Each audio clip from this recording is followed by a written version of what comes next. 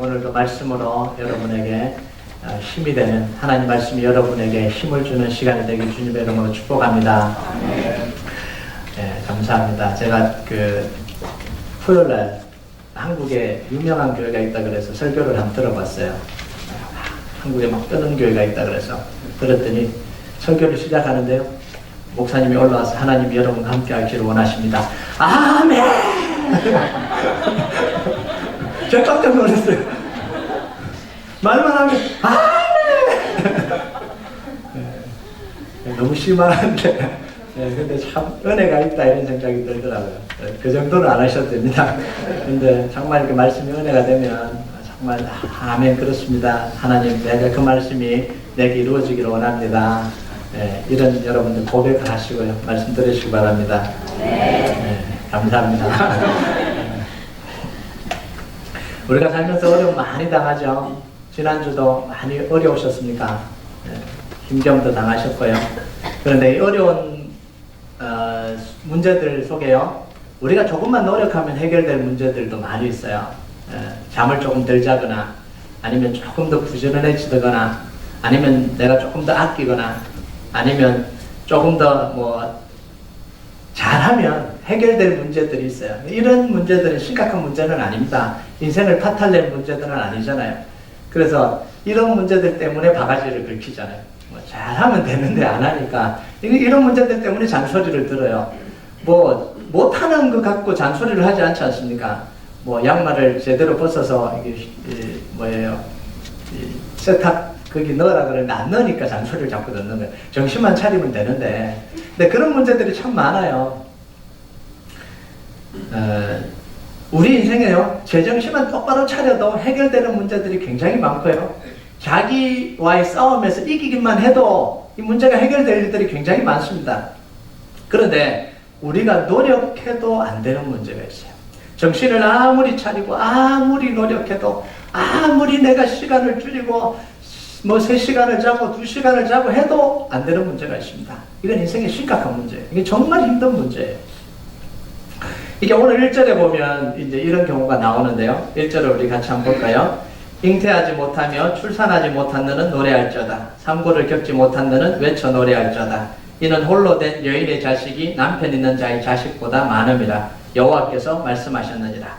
잉태하지 못하고 출산하지 못하고 상고를 겪지 못하는 것 우리 마음대로 할 수 없는 거잖아요. 아기를 가지는 건 내 마음대로 할 수 없는 거잖아요. 그런데 더 심각한 문제는 뭐냐면 과부라는 거예요. 과부가 어떻게 아기를 가집니까? 남편 없는데 어떻게 아기를 가지냐는 거예요. 지금 이 상황이라는 거예요. 그런데 이 여인들을 향해서 아이 없는 과부, 남편 없는 과부를 향해서 하나님 뭐라 그러냐면 그런 여인들은 노래할지어다. 이렇게. 그냥 노래하라는 것도 아니고 외쳐 노래할지어다. 이렇게 이야기를 해요. 불난집에 부채질하는 것도 아니고요. 이런 경우는 뭐라 그래요? 출산하지 못한 너희는 슬퍼할지어다. 이렇게 해야 되잖아요.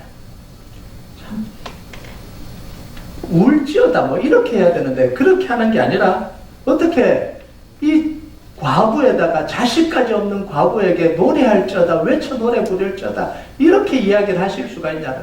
차라리 얼마나 힘드냐, 얼마나 아프냐, 얼마나 고통스럽냐 이러면 더 힘이 날 것 같아요. 여러분 누군가 찾아와서 상담을 하는데 나 힘들어 죽겠다. 내가 너무 상처를 받았다. 그러는데 신경 쓰지 마. 괜찮아. 그냥 즐겁게 지내. 이러면 얼마나 화가 납니까? 그거 해결되니까 걱정하지 마. 그런 거 갖고 걱정해. 이거하고 똑같은 거예요. 이거보다 더 심한 거죠. 여러분 그런데 하나님은 이유가 있습니다. 왜 잉태하지 못하는, 출산하지 못하는, 상고를 겪지 못하는 여인에게 노래하라 그랬냐면요. 이는 홀로 된 여인의 자식이 남편 있는 자식보다 많음이라 여호와께서 말씀하셨느니라. 여러분 홀로 된 자의 자식이 남편 없는데요. 남편 있는 사람들의 자식보다 많아질 거다 이렇게 이야기를 합니다. 여러분 이게 상식적으로 말이 안 되는 이야기잖아요. 과부가 어떻게 아기를 가집니까? 과부가 어떻게 아기를 출산합니까? 그것도 남편 있는 그 여인보다 어떻게 더 많은 아기를 출산할 수가 있습니까? 여러분 이건 상징적인 표현인데요. 이게 뭐냐면 잉태하지 못하고 출산하지 못하고 상고를 겪지 못하는 과부가 바로 지금 이스라엘의 상태라는 거예요.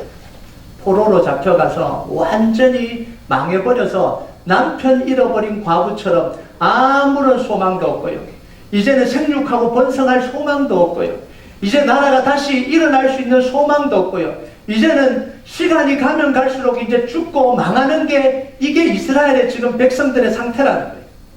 여러분, 이스라엘에서 제일 비참한 사람이 누구냐면 과부입니다. 그래서 과부와 고아를 돌아보라 이렇게 이야기를 하잖아요. 성경에 보면 제일 약한 사람, 제일 비참한 사람이 과부와 고아인데 그 중에 더 비참한 사람이 누구냐면 과부예요. 과부 중에도 더 비참한 사람은 자식이 없는 과부입니다. 여러분, 자식이 없는 과부는요, 미래가 없어요. 어떤 미래가 있습니까? 앞으로 일어날 일은 고통을 겪고 수모를 당하고 무시할 일밖에 없습니다. 아프고 고통당하고 죽는 일밖에 없잖아요. 과부에게는요, 미래가 없습니다. 소망이 없어요. 자식 없는 과부, 자식이라도 있으면 소망이 있는데, 미래가 있는데, 자식 없는 과부는 아예 미래가 없는, 이런 완전히 다 망한 것 같은 이런 상황에 놓인 게 바로 이스라엘 백성들의 상황이라는 거예요. 자, 그런데 이런 이스라엘 백성들에게 하나님은 뭐라고 이야기했냐면 남편 있는 여인보다 더 많은 자식을 주겠다 이렇게 이야기합니다. 자, 그러면 여기서 질문을 하나 합시다. 과부된 여인이 아기가 생기는 방법이 뭡니까? 뭐죠? 네. 새로운 남편 만나면 되잖아요. 새로운 남편 만나면 됩니다. 네. 이게 지금 하나님이 하시는 일이에요. 하시는 말씀이 바로 이겁니다. 하나님이 너의 남편 되어 주시겠다는 거예요. 소망이 없는데 완전히 다 끝난 것 같은데 하나님이 이스라엘 백성들의 남편이 되어 주시겠다 이렇게 이야기합니다. 그게 5절이에요. 우리 5절 같이 한번 읽어볼까요? 시작. 이는 너를 지으시니가 내 남편이시라. 그의 이름은 만군의 여호와시며 내 구속자는 이스라엘의 거룩한 이시라. 그는 온 땅의 하나님이라 일컬음을 받으실 것이라. 여러분, 과부 같은 이스라엘에게 하나님이 창조주 하나님, 만군의 여호와이신 하나님, 온 땅의 통치자이신 하나님이 남편이 되어버리면 어떻게 됩니까? 가장 비참했던 여인이 가장 존귀한 여인이 되는 거예요. 이게 하나님이 이스라엘 백성들에게 베풀어 주신 은혜입니다. 애굽에서 종살이하던 이스라엘 백성들을 출애굽시켜서 시내산에서 뭐합니까? 내가 너희의 백성 되어주겠다. 내 백성이 아니죠.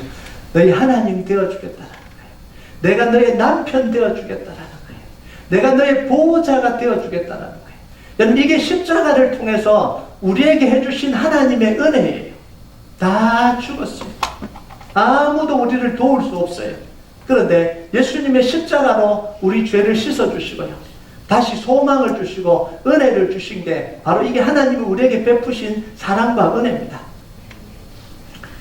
여러분, 룻기에 보면 실제로 이런 일이 일어났잖아요. 룻은 과부입니다. 그것도 이스라엘 과부가 아니라 모압 과부입니다. 이 나오미가 남편과 함께 두 아들을 데리고 모압 땅에 왔다가 이 아들이 룻과 결혼을 한 겁니다. 그런데 나오미의 남편 엘리멜렉이 죽고 과부가 됩니다. 얼마 지나지 않아서 이 룻도 자기 남편이 죽어서 생과부가 돼요. 그런데 이 과부가 어떻게 합니까? 자기 땅에 남아있지 않고 이 과부 시어머니를 따라서 이스라엘 땅 베들레헴으로 옵니다. 근데 오면 뭐합니까? 시어머니가 과부, 자기도 과부, 농사 지을 땅 하나도 없고 이 이방 여인이라고 멸시와 천대받고, 그럼에도 불구하고 이 나오미를 따라서, 시어머니 나오미를 따라서 온 이 룻의 인생의 모습이 얼마나 비참하겠어요. 성경에 보면 나오미를 말하라 그래서 쓰다, 불행하다 뭐 이런 이야기인데요. 근데 그거보다 더 불행한 사람이 누구냐면 이 룻이에요. 그런데 이 룻의 인생이 어떻게 됩니까? 새로운 남편 보아스를 만나서 가장 비참했던 여인이 가장 존귀한 여인으로 바뀌어집니다. 땅 한 떼기 없어서 남의 밭에 가서 이삭을 주어야 되는, 그래야 먹고 사는, 완전히 망해버린 거잖아요. 그것도 사람들이 남겨주는 게 아니라 다 걷고 추수를 해가면 그게 떨어진 이삭을 주워와서 하루하루를 연명해야 되는 이런 신세에 놓인, 그런데 누구를 만나냐면 그 도시의 유력자를 만납니다. 부자고 영향력 있는 사람을 만나요. 이게 그림으로 보면 뭐냐면 가장 존귀한 사람이 가장 비참한 사람의 이 날개로 덮어주는 거예요. 품어주는 거예요. 그러니까 이 루시오, 아무것도 할 수 없었던, 자기 노력으로 아무것도 할 수 없었던 이 루시 어떻게 됩니까? 존귀한 여인이 되잖아요. 그래서 룻과 보아스 사이에 태어난 인물이 누굽니까? 오벳이에요. 오벳이 누구예요? 다윗의 정조입니다. 그 혈통을 통해서 예수님이 태어납니다. 다 잃어버린 과부, 자기 땅도 아니고 이방 땅에 와서 이삭 줍던 이 루시오, 보아스를 만나서 자식이 태어나기 시작하고요. 수많은 자식들이 나오고요. 거기에 이스라엘 백성들이 가장 존경하는 다윗이 인물이 나오고요. 그곳에서 예수님의 이 혈통을 이어가는 복된 여인이 되는 거예요. 이게 바로 예수님이 우리를 향하신 하나님의 이 사랑을 베풀어 주신 그거예요. 우리에게 베푸신 은혜를 그림으로 보여주는 게 바로 이 룻기예요. 그래서 이걸 우리는 뭐라고 부르냐면 은혜라고 부릅니다. 이걸 은혜라고 불러요. 받을 수 없는데, 비참한데, 정말 완전히 그냥 다 망했는데 주님 만나서 우리 인생이 살아난 것, 우리 인생이 복되게 된 것, 이걸 은혜라고 이야기를 합니다. 그래서 룻기에서는 은혜를 풀어서 이렇게 설명을 합니다. 룻기 2장 12절을 같이 한번 읽어볼까요? 시작. 여호와께서 내가 행한 일에 보답하시기를 원하며 이스라엘 하나님 여호와께서 그의 날개 아래 보호를 받으러 온 내게 온전한 상 주시기를 원하노라 하는지라. 다 잃어버린 몸으로 이스라엘 땅에 와서 하나님의 날개 아래 보호받는 게 이게 은혜라는 거예요. 여러분, 우리가 다 이 은혜 받은 사람들입니다. 여러분 믿으십니까? 우리가 아무것도 없는데 하나님 우리에게 은혜를 베풀어 주신 거예요. 그게 십자가의 은혜입니다. 여러분, 우리에게 세상 소망이 다 끊어져도 비참한 상황이 찾아와도 노래해야 될 이유가 뭐냐면 바로 예수님의 십자가의 은혜 때문에 그렇습니다. 우리 재정이 다 파탄나고 우리 가정이 다 파탄나면 안 되지만 다 끝나도 우리 인생이 막다른 골목에 가도 끊어지지 않는 게 하나 있는데 그게 뭐냐면 예수님의 십자가의 은혜입니다. 죄로 인한 비참한 중에 만나는 게 뭐예요? 예수님의 십자가의 구원입니다. 우리 인생의 노력이 다한 곳에서, 우리 능력이 노력이 다한 곳에서 만날 수 있는 게 뭐냐면 예수님의 구원의 십자가예요. 여러분, 십자가를 만나면 우리 영혼이 구원을 얻습니다. 십자가를 만나면 우리 인생이 구원을 얻어요. 십자가를 만나면 우리 가정이 구원을 얻습니다. 끝이 없어요. 끝난 것 같은데 끝이 아니에요. 끝난 것 같은데 십자가를 만나면 다시 일어나게 되는 거예요. 이게 하나님이 우리에게 베풀어 주신 은혜입니다. 그래서 그리스도인들에게는 끝이다, 절망이다, 이건 있을 수가 없어요. 왜요? 가장 밑바닥에 뭐가 있냐면 예수님의 십자가가 있기 때문에 그래요. 이 탕자가요, 인생의 밑바닥에 보면 지업 열매를 가지고 끝난 거잖아요. 그런데 그 밑바닥에 뭐가 있어요? 십자가가. 사람이요, 중독이 되고 술 중독이 되고 알코올 중독이 되고 마약 중독이 되고 그 밑바닥까지 내려가서 죽기 직전에 만나는 게 뭐예요? 예수님의 십자가의 은혜입니다. 그러니까 인생이라는 건요, 내가 끝내지 않으면 우리는 비참함 속에서 반드시 예수님의 십자가의 은혜와 마주대하게 됩니다. 여러분, 예수님의 십자가를 만나면요, 과거의 치욕이 사라지고 과거의 수치가 사라지고 과거의 불행이 없어집니다. 이게 십자가의 능력이에요. 여러분, 4절을 보면요, 4절 같이 한번 읽어볼까요? 시작. 두려워하지 말라. 내가 수치를 당하지 아니하리라. 놀라지 말라. 내가 부끄러움을 보지 아니하리라. 내가 내 젊었을 때의 수치를 잊겠고 과부 때의 치욕을 다시 기억함이 없으리니. 비참한 과부였던 이스라엘 백성들에게 하나님이 남편 되어주시면서 뭐라고 이야기하냐면 과거의 수치를 다 없애주겠다라는 거예요. 과거의 이 아픔을 다 없애주겠다라는 거예요. 여러분, 여기에서 젊을 때 수치를 잊겠고, 이게 뭐냐면 애굽에 종살이 하던 걸 다 잊게 만들어 주시겠다라는 거예요. 젊을 때 과부 때 치욕을 다시 기억함이 없으리라. 이거 뭐냐면 바벨론 포로 생활을 하면서 겪었던 이 치욕을 다 잊게 만들어 주시겠다는 거예요. 그럼 어떻게 잊게 만들어 주시겠다는 거예요?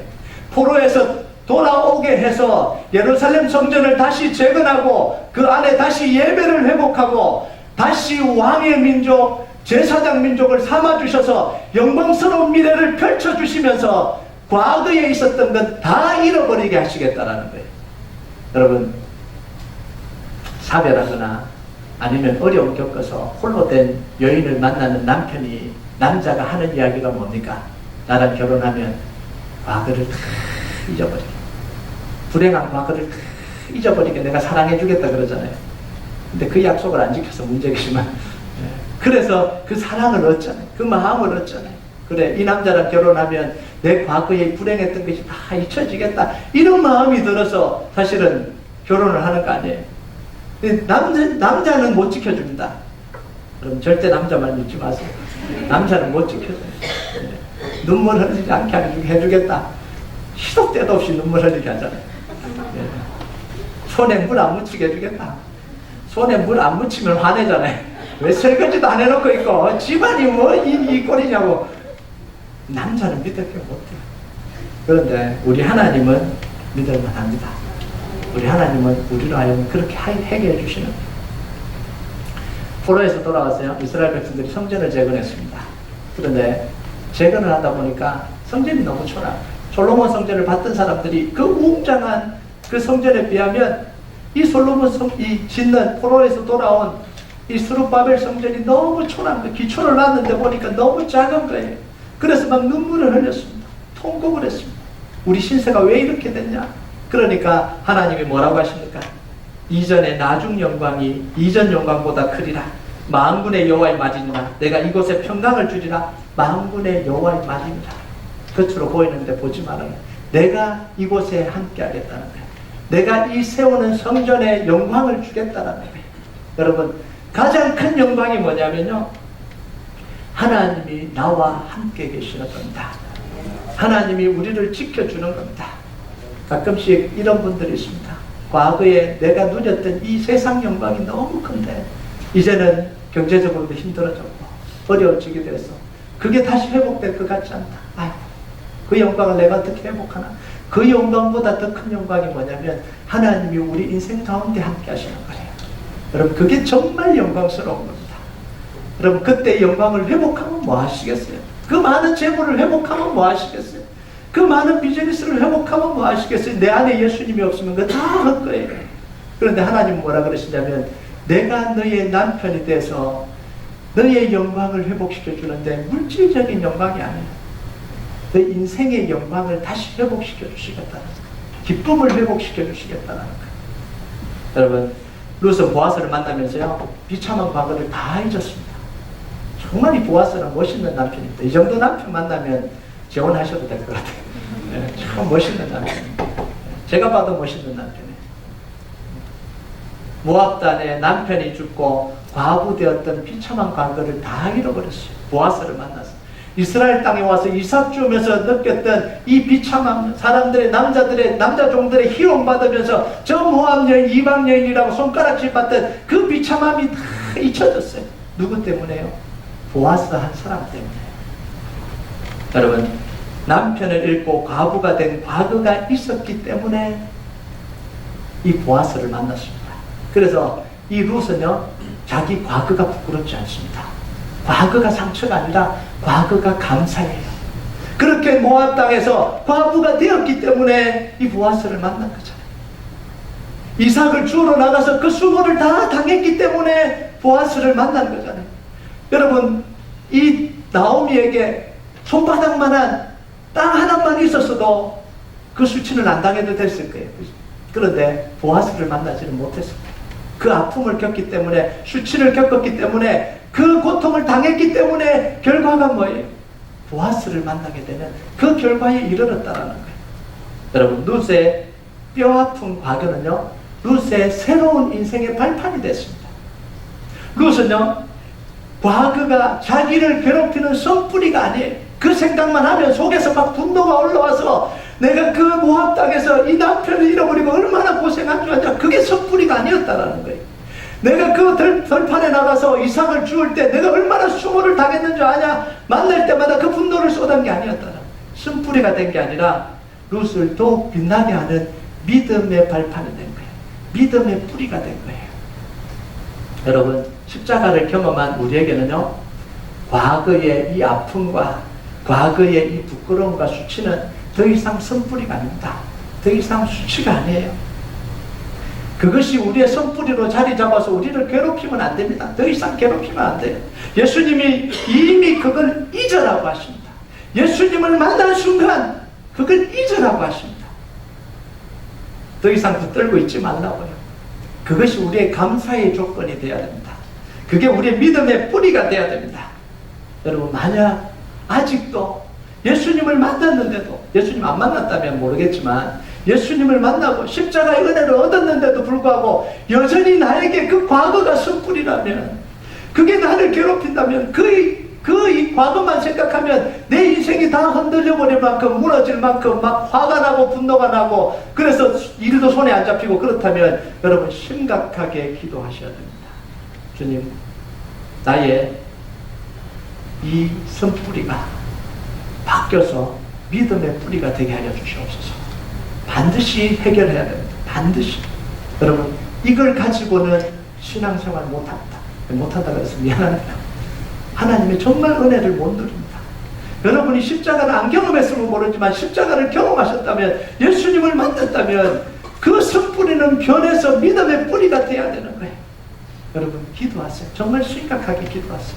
주님, 이 사건을 다시 해석할 수 있게 해주세요. 여러분, 제가 목회하면서요, 만난 사람들 중에 그런 사람들이 있더라고요. 목회자만 만나면 자기 과거의 아픔을 계속 이야기합니다. 그분도 지금은 우리 교회 안 계시지만 다른 교회를 여러 번 다녔다가 우리 교회 오셨겠죠. 저를 만나서 또 과거의 선뿌리를 분노로 막 이야기를 하시더라고요. 해결이 안 되는 거예요. 해결. 그러니까 신앙생활 힘든 거예요. 이게 해결이 안 되니까. 내 속에 있는 이 선뿌리가 해결이 안 되니까 말씀도 안 들리고 관계도 안 되고, 조그만 문제가 생기면 그냥 그 선뿌리가 이 작용을 해갖고 자기를 흐트러나고 인생을 흐트러나버리는 거예요. 여러분, 오늘부터 여러분의 선뿌리를 놓고요, 여러분 기도하시고 해결하는 축복이 있길 바랍니다. 믿음의 발판으로요. 여러분, 여기서 우리가 중요한 영적 원리를 하나 발견합니다. 여인이 출산하지 못하는 것, 이스라엘 백성들이 바벨론의 포로로 잡혀가서 종이 된 것, 룻이 과부가 되어버린 것, 노력한다고 바꿀 수 있는 게 아닙니다. 아무리 노력해도 안 됩니다. 스스로 자기를 구원할 수 있는 문제가 아닙니다. 그래서요, 하나님이 도우셔야 됩니다. 하나님이 해결하셔야 됩니다. 하나님이 역사하지 않으면 이루어지지 않는 일입니다. 여러분, 여기서요, 우리가 해결할 수 없는 문제를 만났을 때 우리가 기뻐해야 되는 이유가 바로 이겁니다. 여러분, 제가 아까 이야기했던 이 세 가지가 다 해결됐잖아요. 그죠? 우리가 노력해서 해결되는 문제라면 우리는 근심하고 걱정하고 노력을 죽도록 해야 돼요. 그래 잔소리 안 듣습니다. 그런데 우리가 해결할 수 없는 문제라면 기뻐하고 즐거워하라는 거예요. 왜 그러겠어요? 하나님을 만날 때가 됐거든요. 그때가 하나님을 만날 때예요. 더 중요하게는 하나님을 경험할 때입니다. 그때가 하나님을 경험할 때예요. 그러니까 문제를 통해서 하나님을 만나고 하나님을 경험하면 이것보다 더 기쁜 일이 어디 있습니까? 이것보다 더 감사한 일이 어디 있어요? 그러니까 기뻐하고 즐거워하는, 드디어 내가 하나님을 만날 때가 됐구나. 드디어 내가 하나님을 경험할 때가 됐구나. 여러분, 2년 전에요, 아마 7월이었던 걸로 경험하는데요, 짐을 싸서 잠깐 여행을 가려고 가족들하고 차를 타고 나오는데 미국 교회 목사님이 전화 왔잖아요. 한 달 뒤에 교회를 나가십시오. 기분 좋게 여행을 출발하는데 딱 정말 출발하고 5분도 안 지났습니다. 5분도 안 지났어요. 더 이상 우리 교회 쓸 수 없습니다. 1년 한 3개월이라 그랬네. 3개월 뒤에 나가십시오. 갈 데가 없잖아요. 우리는 정말 그때 교회가 힘든 상황이었잖아요. 아시는 분들은 다 아시죠. 저한테 막 너무 힘든 거예요. 그 전화가 너무 힘든 거예요. 지금 여기서 나가라 그러면 도대체 어디로 가야 되나? 막 속에서도 분노가 올라오는 거예요. 어떻게 미국 사람들이 이럴 수가 있나? 예? 얼굴빛으로는 하이 이렇게 하면서 어떻게 뒤에서 그런 무시무시한 전화를 걸어올 수 있냐? 막 이런 막 속에서 막 분노도 막 일어나고 막 슬픔도 생기고 막 집 없는 슬픔이 이런 슬픔인가 막 그리고 정신을 차렸습니다.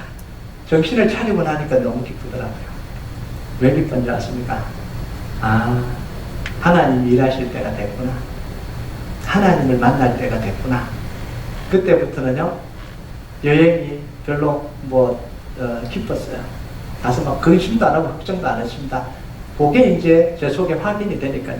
근데 이게 바로 확인이 안 되고 좀 한참 멍하니 있다고 확인이 되더라고요. 좀 멍하니 한 대 맞은 것처럼 멍하니 있다가 가는데, 운전하고 가는데 지금 생각은 막 다른 데가 있는데 지금 도대체 어떡하냐, 어디서 구해야 돼, 어떻게 해야 돼, 막 그러는데 어느 순간 하나님이 제 마음속에 이 사실을 알려주시더라고요. 아, 하나님이 일하실 때가 됐구나. 하나님을 경험할 때가 됐구나. 그러니까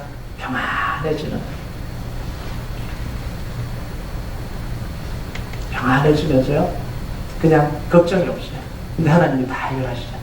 하나님이 정말 하나님을 만나고 하나님을 경험했죠. 우리 교회가 하나님을 경험했잖아요. 여러분, 우리가 해결할 수 없는 문제가 찾아왔을 때 여러분 어떻게 해야 될까요? 좌절하고 절망하고 포기하는 건 우리가 선택해야 될 문제가 아닙니다. 여러분, 제가 팁을 하나 드릴게요. 문제가 찾아오고 어려움이 찾아오면 머리 싸매고 덜어눕지 마세요. 그러면 병듭니다. 병들면 아무것도 못해요. 어려움 찾아오고 슬픔 찾아오고 고통 찾아오면 여러분 더 즐겁게 지내세요. 건강을 유지하세요. 운동하러 가세요. 그게 해결하는 방법입니다. 그게 해결하는 방법입니다. 제가 신학교 다닐 때요, 우리 선배 목사님들이 와서 목회 실습 시간에 와서 목회 이야기를 해주면서 제가 기억에 남는 거 딱 하나 있습니다. 그게 뭐냐면, 나쁜 목사는 목회를 오래 해도 아픈 목사는 목회를 못한다 이러더라고요. 저 그 말이 무슨 이야기인지 몰랐어요. 사고 치고 뭐 해고 다 해도 나쁜 목사, 사꾼 목사, 도둑 목사는 다 목회를 해도 아픈 목사는 목회를 못한대요. 제가 목회를 하면서 그걸 뼈저리게 느꼈습니다. 왜냐하면 스트레스를 받으니까요, 이 병이 몸으로 오더라고요. 이런 몸으로 와서요, 스트레스 받고 들어 누워버리면 어떻게 합니까? 근데 꼭 보면요, 착한 목사들이요, 착한 사람들이, 여러분도 마찬가지잖아요. 못된 사람들은 병도 안 나요. 착한 사람들이, 말도 못하는 사람들이 그거 속에 끙끙 안고 들어 누워갖고 병 걸려버리는 거예요. 그래서요, 정말 중요한 건 뭐냐면요, 하나님이 해결하신 문제 아니에요. 그럼 그때까지 내가 건강을 잘 지키고 있어야 돼요. 이걸 깨달은 거예요. 그래서요, 처음에 제가 목회를 할 때는 막 어려움이 찾아오면 머리 싸매고 앉아갖고 하루 종일 고민을 했습니다. 그러니까 더 아프더라고요. 몸이 더 아파요. 막 몸이 막 가라앉고요, 잠만 오고요, 막 그러더라고요. 근데 이걸 깨닫고 난 뒤에요, 하나님이 해결하실 걸 믿고 저는 그 다음부터 운동하러 갔습니다. 운동하러 가갖고요, 귀에 꽂고 운동하러. 나는 지금 즐겁다 이러고 운동하러. 무슨 문제가 찾아와도 나는 지금은 즐겁다 이러면서 혼자 막. 그러니까 몸에 병이 안 와요. 몸에 병이 안 오니까 어려움이 찾아와도 이겨지더라고요. 근데 시간이 지나면 하나님이 해결하시잖아요. 그러니까 해결하면 또 건강이 있으니까, 그러니까 또 목회를 할 수 있는 거예요. 여러분, 문제가 찾아오면요, 머리 싸매고 눕지 마세요. 어떻게 저 사람이 나한테 그럴 수 있어? 병나지 마세요. 병나면 여러분 손해예요. 병나는 게 아니라 하나님을 믿고 운동하러 나가세요. 즐겁게 사세요. 그건 하나님께 맡겨놓고 즐겁게 사세요. 그러면 한 달, 두 달, 1년 지나고 나면 해결되어 있어요. 얼마나 감사해요. 하나님을 경험하잖아요. 여러분, 포기하거나 절망하는 건요, 하나님 없는 사람들의 선택이에요. 하나님 없는 사람들의 선택이에요. 여러분, 마태복음 6장 31절 32절에 보면 같이 한번 읽어볼까요? 시작. 그러므로 염려하여 이르기를 무엇을 먹을까, 무엇을 마실까, 무엇을 빌까 하지 말라. 이는 다 이방인들이 구하는 것이라. 너희 하늘 아버지께서 이 모든 것이 너희에게 있어야 할 줄 아시느니라. 여러분, 이방인들의 선택과 하나님의 백성들의 선택은 달라야 되잖아요. 남편 있는 사람과 없는 사람의 선택은 달라야 되잖아요. 하나님이 우리 왕인 우리와 왕이 없는 사람들과 선택은 달라야 되잖아요. 근데 왜 똑같이 하려고 그러십니까? 남편이 있는데도 불구하고, 왕이 있는데도 불구하고, 우리를 지키고 보호하신 하나님이 계신데도 불구하고 왜 똑같이 이방 사람들과 같이 똑같이 고통 겪고 고난당하고 아프고 이렇게 하시려고 그러시냐는 거예요. 여러분, 똑같은 고난이 와도요, 하나님 있는 사람과 없는 사람은 다릅니다. 하나님이 있는 사람은 뭘 한다고요? 하나님을 경험해요. 하나님을 경험해요. 그 고난을 통해서 하나님을 경험합니다. 하나님 없는 사람들은 스트레스 받고 또 스트레스 받고 아프고 힘들면서 몸으로 병이 와요. 이걸 반복하면 어떻게 되겠어요? 죽는 거예요. 쇠퇴해지는 거예요. 그런데 믿음의 사람들은요, 고난이 찾아오면 뭐예요? 즐겁게 살아가겠죠. 그죠? 즐겁게 살면 하나님을 경험하게 되는 거예요. 하나님을 경험하니까 하나님의 역사를 경험하잖아요. 하나님이 해결하는 걸 경험하잖아요. 그럼 뭐예요? 더 기뻐요. 와, 하나님을 내가 경험했다는. 그러니까 이게 스트레스가 오면 올수록, 문제가 오면 올수록 뭐예요? 건강해져요. 스트레스 오면 안 하던 운동을 하게 되겠죠. 네. 저는 스트레스가 오면 안 하던 운동을 합니다. 안 하던 운동을 하게 되겠죠. 하나님을 경험하니까 너무 인생에 힘이 생기잖아요. 너무 감사하죠. 이게 아마 반복이 되보세요. 어떻게 됩니까? 능력이 생기는 거예요. 인생에 능력이 생기는 거예요. 아, 그 정도 문제 와봐라. 괜찮다. 전 정말 기쁜 게 뭐냐면요, 스케줄 팍팍 하면 운동하러 갈 시간이 없거든요. 아무리 일어나자고 스케줄 팍팍 하면 그 스케줄대로 살아야 돼요. 목사가 땡땡이 쉴 수 없잖아요. 그런데 문제가 터지면 기뻐요. 문제 핑계 삼아 저 운동하러 가야 나는 공식적으로 나 운동하러 간다. 왜냐면 문제 생기면 내가 그걸 안 해도 되니까 운동하러 가서 이제 건강을 다시 회복해야 돼. 그게 기뻐요. 여러분, 이게 방법이에요. 여러분, 하나님은 우리에게 무엇이 있어야 될 줄 아시는데 우리에게 해결하지 못할 문제가 찾아오면 뭐 하라는 이야기예요? 하나님 붙들라는 이야기예요. 하나님께 간구하라는 이야기예요. 하나님께 나아가라는 이야기예요. 전제가 있습니다. 우리에게 무엇이 있어야 될 줄 아시는 하나님이 우리와 함께 계시는 거예요. 그런데도 불구하고 문제가 찾아왔다는 건 뭐예요? 답이 뻔하잖아요. 하나님께 가고 간구하고 엎드리라는 거예요. 자, 그런데요, 하나님이 이스라엘 백성들이 홍해를 건너야 될 줄 아셨습니다. 요단강을 건너가야 될 줄도 아셨습니다. 그래야 가나안 땅에 들어가니까 여리고가 무너져야 된다 사실도 아셨습니다. 그런데 왜 미리 안 치워주시고 홍해를 다 가로막아서 우리가 다 죽었다가 애굽으로 돌아가자 이렇게 불평이 나오도록, 이렇게 막 두려움이 찾아오도록 왜 이렇게 만드시냐는 거예요. 요단강을 앞에 탁 놔두고 왜 이렇게 두렵게 만드시냐는 거예요. 여리고를 앞에 두고 왜 이렇게 두렵게 만드시냐는 거예요. 단 하나 이유 때문에 그렇습니다. 하나님을 경험하라는 거예요.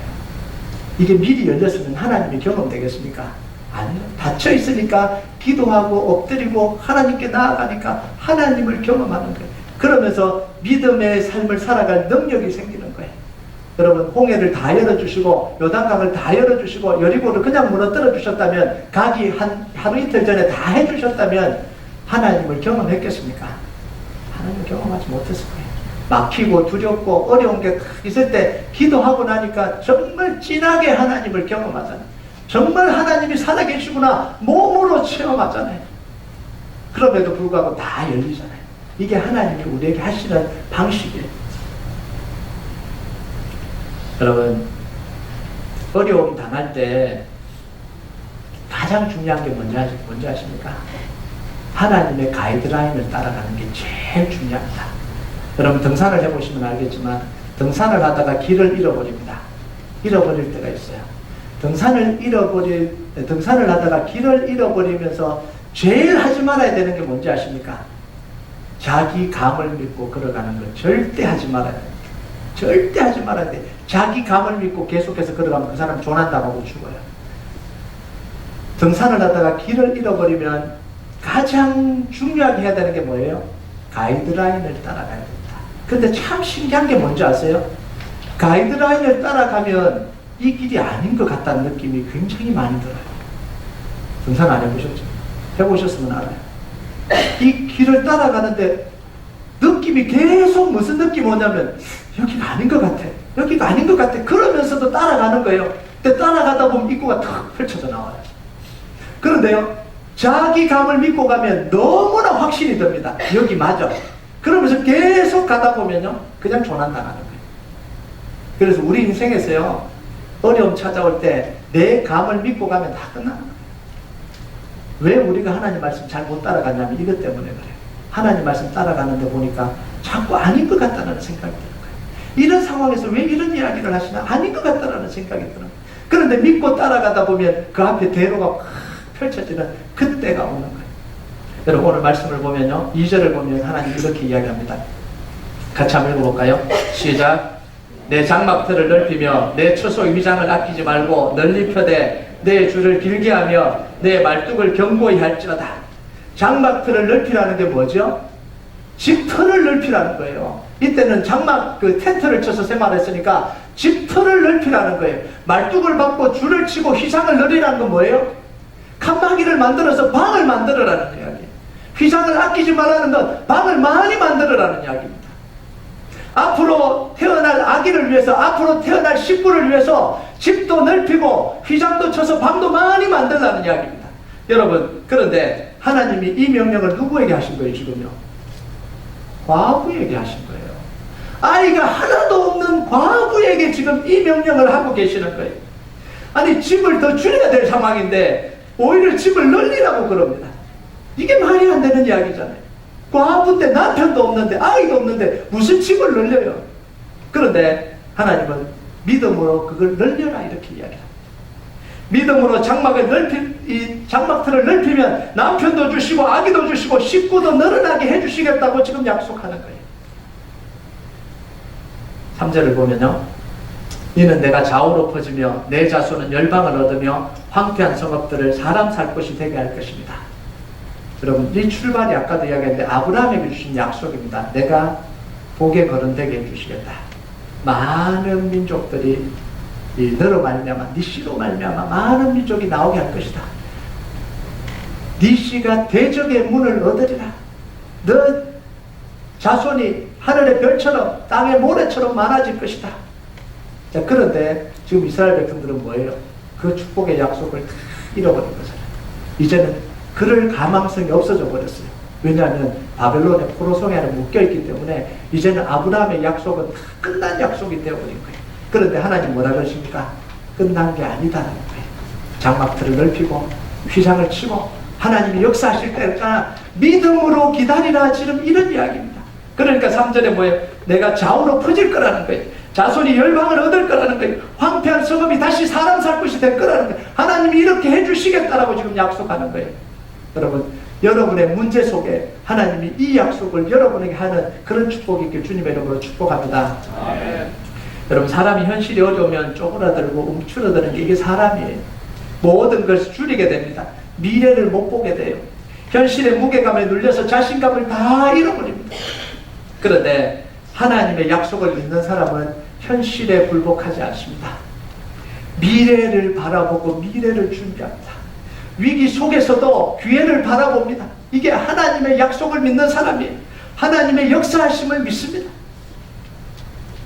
여러분, 우리는요, 어려울수록 장막틀을 넓혀야 됩니다. 여러분, 똑똑한 기업인들은요, 어려울수록 투자를 합니다. 이게 세상에도 그래요. 어려울수록 기업을 자꾸 줄여가고 사람들 줄이고 다 줄이면 그 기업 그냥 끝나는 거예요. 그런데 어려운 기업일수록요, 지혜로운 이 시올수록요 어려움 속에 새로운 부자처를 발견합니다. 블루오션을 이렇게 개척하는 거예요. 다시.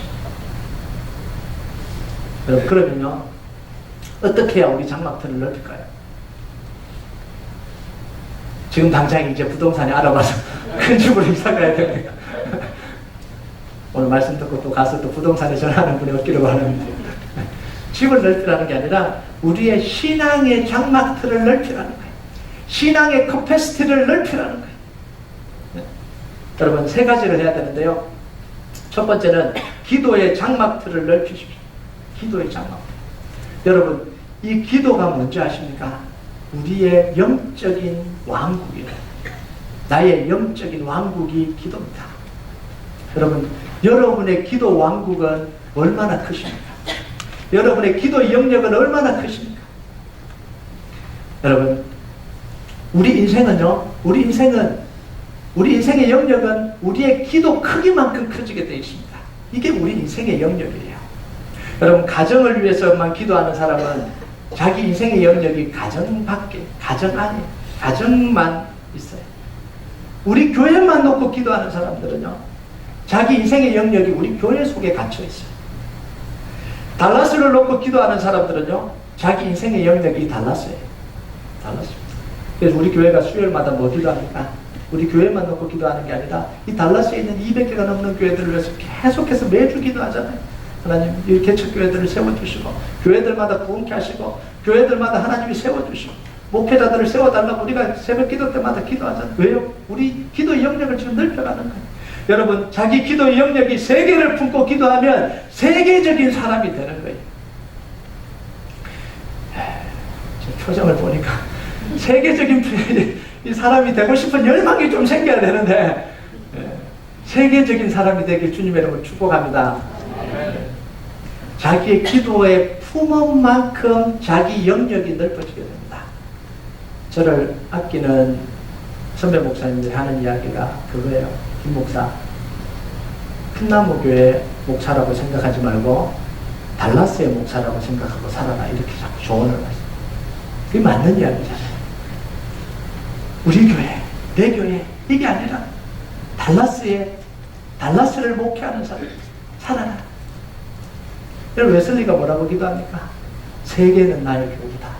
그리고 기도하면서 살아가니까 자기 인생의 영역이 확장이 되는 거예요. 여러분 기도를 한번 바꿔보세요. 기도가 넓어진 만큼 여러분의 인생의 영역이 넓어집니다.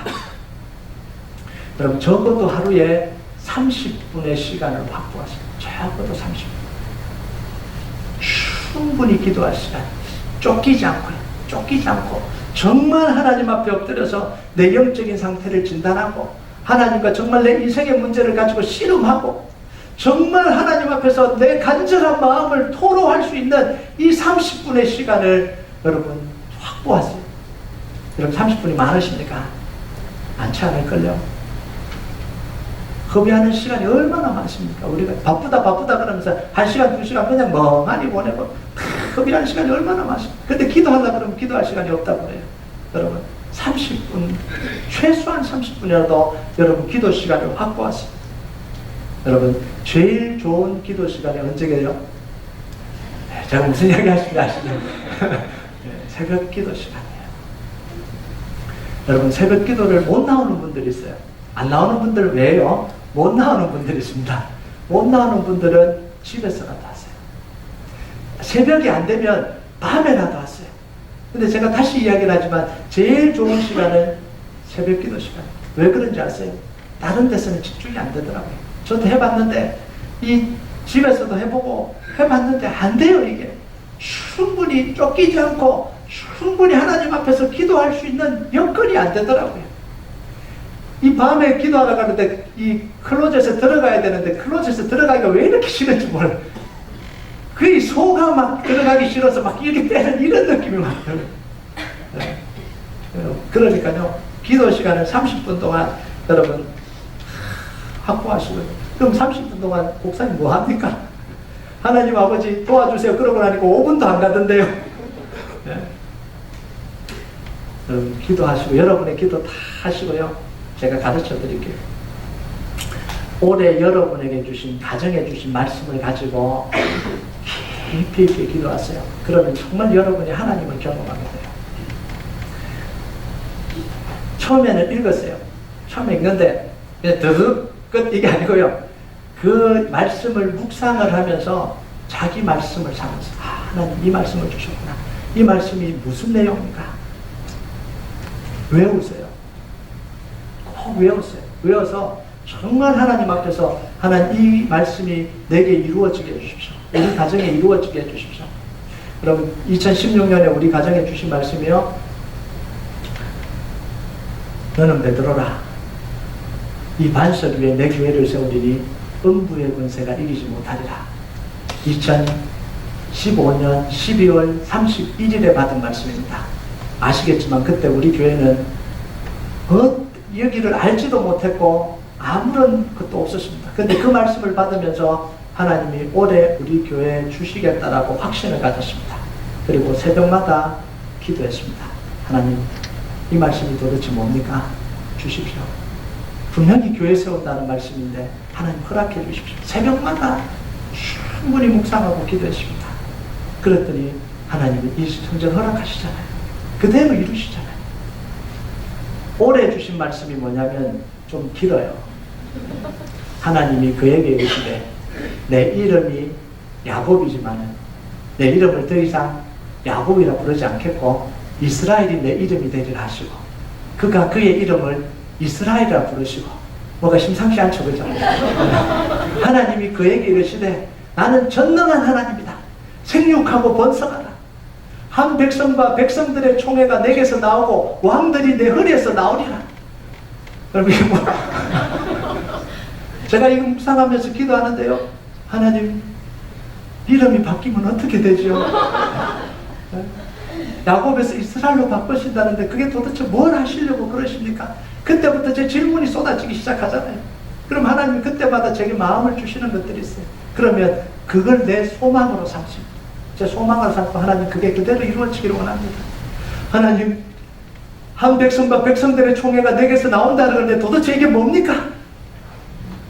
왕들이 내 허리에서 나온다는데 이게 뭡니까? 내가 여자도 아닌데 어떻게 허리에서 나옵니까? 그러면 하나님이요 그에 대한 마음을 날마다 새롭게 주십니다. 새벽마다 와서 기도하는데요 감격이 되는 감격이.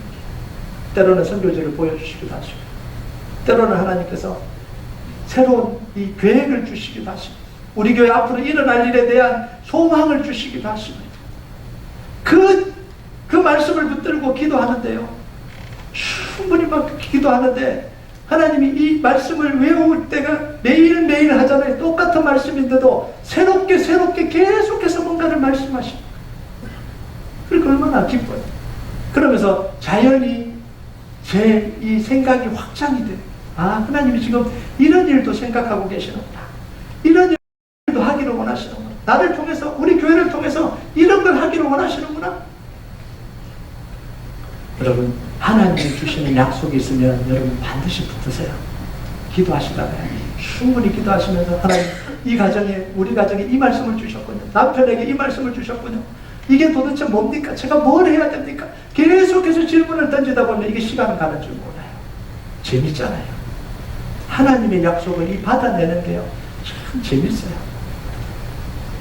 그게 다 이루어진다고 한번 생각을 해보세요. 얼마나 이 신나는 인생이 되는 거예요. 두 번째는요 섬김의 장막틀을 넓히라는 거예요.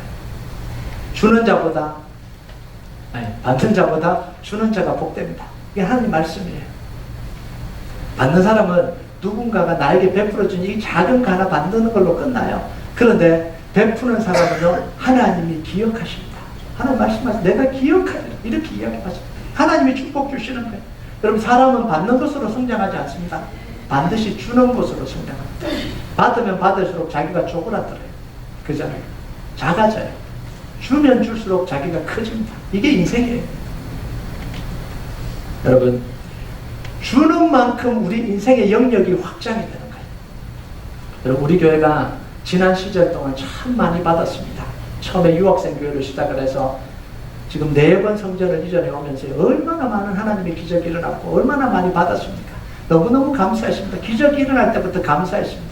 때마다 감사했는데 그때 어느 순간 지나니까 제 마음속에요. 무슨 마음이 드냐면 이제 더 이상 받는 게 기쁘지 않다 이런 마음. 감사하긴 한데 이제 받는 게 기쁘지 않다. 그럼 저 하나님께 기도했습니다. 하나님 우리 교회가 언제까지 받아야 됩니까? 저 받고 싶지 않아요. 하나님 주고 싶어요. 언제까지 받아야 됩니까? 좀 주고 싶어요. 주는 교회 되게 해주세요.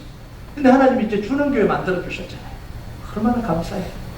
여러분 그래서요 줘보니까요 받는 것보다 훨씬 더 재밌어요. 여러분 이 기분 아세요? 훨씬 더 재밌어요. 예전에는 막 기도하면서 하나님이 바깥에서 뭔가를 보내주셔서 받는 게 그것도 기뻤는데 줘보니까요 이건 받는 기쁨은 아무것도 아니에요. 주는 기쁨이 받는 기쁨의 10배, 100배예요. 계속 줬으면 좋겠어요. 여러분 그래서 우리 교회가 선교하는 이유가 뭐예요? 주고 싶어서 선교하는 거예요. 200개 나라의 선교팀을 지금 파송하려고 합니다. 200개 나라의 선교팀을 보내고 계속해서 주기를 원합니다. 아멘 안 하시네요. 주기 싫으신 모양이에요. 줘야 됩니다. 흘려보내야 돼요. 100만 불 선교지를 흘려보내고 200개 나라의 선교팀 파송되고요. 주는데 너무너무 기뻐요. 우리가 올해 이 해외 선교지로 멕시코 시티를 개척을 했잖아요. 그때부터 주기 시작할 겁니다. 내년부터 이제 선교팀이 파송되고 가서 섬기고 어마어마한 일들이 거기서 일어날 거예요. 한 마을에 몇 명이라고요? 5,000명. 시골 마을 한 마을이 5,000명. 그 넘어가면 2,000명. 그 넘어가면 3,000명. 네? 하나님이 일하실 게 지금 무궁무진합니다. 그 자원들 하나님이 다 채워주실 거예요. 믿으십니까? 네. 이사야 6장의 이 약속을 통해 두 번째 약속이 뭐예요? 이방인 부와 바다의 재물이 교회로 그거 다 뭐 하겠어요? 하나님 나라를 위해서 보내 선교지로 보내. 소망은 멕시코 시티 내년에 선교팀 가면 내년에는 또 한 나라를 또 선교 탐방 가려고 기도 중이에요. 하나님이 1년에 하나씩 오픈을 시켜주실지 안 시켜주실지 모르지만 그렇게 기도하고 있습니다. 한 나라에 하나씩 1년에 한 나라씩 오픈이 되면요 200개 나라들 되면 제가 200사지 넘어야 됩니다. 문제가 있잖아요. 그러면 좀 지나다 보면 1년에 2-3개씩 이제 개척을 해야 되는 그런 상황도 올 겁니다. 그런데 문제는 뭐냐면 우리가 준비가 돼야 된다. 목사만 떠들어갖고 될 일이 아니에요. 같은 소망을 품고 같은 비전을 품고 정말 하나님 나라를 위해서 살아갈 그 소망이 우리 교회 속에 있어야 된다는 거예요. 여러분 이 소망이 없으면 우리 교회가 1,000명이 되든 2,000명이 되든 10,000명이 되든 아무런 소망이 없어요. 우리 교회 잘 먹고 잘 사다가 교회 문제 생겨서 목사 바뀌고 싸우다가 그냥 끝나버리는 이 교회가 만들려면 우리가 왜 이 교회를 하겠습니까? 하나님의 명령에 순종해서 끊임없이 나누고 영혼 살리기 위해서요 그 일을 우리가 감당해야 되잖아요. 목사만 가지고 있으면 제가 목회 끝나면 끝나는 거 아니에요. 성도들이 함께 꿈꾸고 함께 이루어가는 그런 교회가 되길 주님의 이름으로 축복합니다. 아멘. 마지막 세 번째, 지식의 장막을 넓혀야 돼요. 제일 안타까운 게 뭐냐면 모르면서 고집 부리는 거다. 모르면서. 알면서 교만한 것도 문제인데 모르면서 고집 부리는 게 더 문제잖아요. 우리는 평생 배워야 됩니다. 평생 겸손하게 배워야 돼요. 공부가 끝나는 게 없어요. 평생 배워야 됩니다. 양육도 받으시고 훈련도 받으시고 말씀도 읽으십시오. 평생 책도 읽으세요. 생각의 지평을 확장시켜 가십시오. 저는 책을 읽으면서요 무슨 생각이 드냐면 이 위대한 작가들이 쓴 이 고전들을 읽으면서요 막 초라함을 막 느낍니다. 이렇게 하나님을 사랑했구나. 이렇게 하나님을 알고 있었구나. 제가 하는 지식이 너무 일천합니다. 너무 부족합니다. 그래서 제가 떠들고 있는 게 이게 너무 초라하게만 느껴지는 거예요. 이렇게 깊이 하나님을 만났구나. 이렇게 하나님을 사랑했구나. 그걸 읽어가는데요. 막 내 몸이 막 부끄러워지는 거예요. 그러면서 겸손해질 수밖에 없잖아요. 겸손해질 수밖에 없는데 그 앞에 겸손해질 수밖에 없어요. 여러분 우리가요 이제 마무리를 할게요. 은혜를 받으려면 은혜의 웅덩이를 깊이 파야 됩니다. 그런데 웅덩이는 언제 파야 되죠? 비가 오기 전에 파야 됩니다. 빗물을 받으려면 비가 오기 전에 파야 돼요. 구름 한 점 없는 날, 햇빛이 내리쬐는 땡볕이 내리쬐는 그런 날 구덩이를 파야 됩니다. 비가 오기 시작할 때 파면 너무 늦습니다. 비가 다 흘러가 버려요. 여러분, 교육의 결과는요 30년 뒤에 나타납니다. 내가 오늘 교육정책 바뀌었다고 다음날 1년 뒤에 나타나는 게 아니라 교육은 30년 봅니다. 그래서 지금 정책을 바꾸면 30년 뒤에 일어납니다. 그러니까 지금 일어나는 일들은요 30년 전에 했던 결과가 지금 일어나고 있는 거예요. 하루아침에 된 게 아닙니다. 여러분, 인생은요 적어도 10년 전에 계획한 일들이 지금 열매를 맺고 있는 거예요. 지금 여러분의 삶이 왜 지금 이 삶이냐면 10년 전에 했던 그게 지금 결과로 지금 나온 거예요. 어제 했던 게 결과로 나온 게 아니고 1년 전에 했던 게 결과로 나온 게 아니고요. 적어도 10년 전에 살았던 내 모습이 지금 결과로 지금 여기에 나와 있는 거예요. 씨를 뿌릴 때는 1년 전에 뿌리죠. 겨울이 막 지나자마자 아무것도 없는 벌판에다가 씨를 뿌립니다. 그리고 1년 뒤에 거둡니다. 여러분, 우리의 영적인 장막터는요 지금부터 넓혀야 됩니다. 영적 웅덩이는 지금부터 파야 됩니다. 앞이 안 보일 때, 아무런 징후가 보이지 않을 때, 정말 고통스러울 때, 문제가 다 찾아올 때, 그때 우리가 장막터를 넓히고 이 웅덩이를 깊이 파야 되는 거예요. 노아처럼요. 비가 오지도 않는데도 매일 일어나서 이 노아 방주를 지었던 것처럼 앞이 안 보이고 아무런 것도 없는데도 지금 기도의 깊이를 깊이 파고요. 섬김의 깊이를 파고요. 돌아오는 게 없는 것 같은데 섬김의 깊이를 파고요. 지식의 깊이를 깊이 파는. 그러면 정말 1년 뒤에, 5년 뒤에, 10년 뒤에, 30년 뒤에 하나님이 거두게 하시는 거예요. 여러분, 우리 인생은요 하나님이 반드시 이 세상에 드러나게 하실 때가 단 한 번은 옵니다. 여러분, 그거 기억하세요. 여러분의 인생 속에서요 하나님이 여러분을 세상 속에 드러내실 때가 단 한 번은 오십니다. 그게 하나님의 역사예요. 그때 우리가 할 말이 없으면 어떡합니까? 그때 할 말이 있어야 돼요. 그때를 위해서 준비하는 거예요. 여러분, 힘들다고 움츠러들지 마시고요. 앞이 안 보인다고 절망하지 마시고요.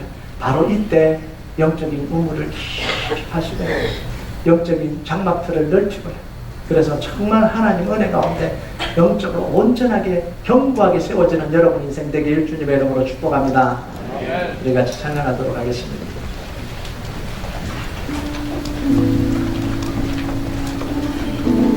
우리 인생에요 바닥은 없어요. 끝은 없어요. 그 바닥에 주님 계십니다. 우리가 아무리 무너져도 십자가가 우리 인생을 세우십니다. 슬픈 마음이 있어도 몸과 그 병들어도 예수 만나면 다시 일어서는 거예요. 우리 인생이 다 무너져도 예수 만나면 우리 가정 세워지고 인생 세워지는 거예요. 오늘도요 이 찬양을 하나님 앞에 우리가 고백했으면 좋겠습니다. 슬픈 마음 있는 자, 온갖 마음 병든 자 누구든지 부르시오. 예수 이름 부르시오.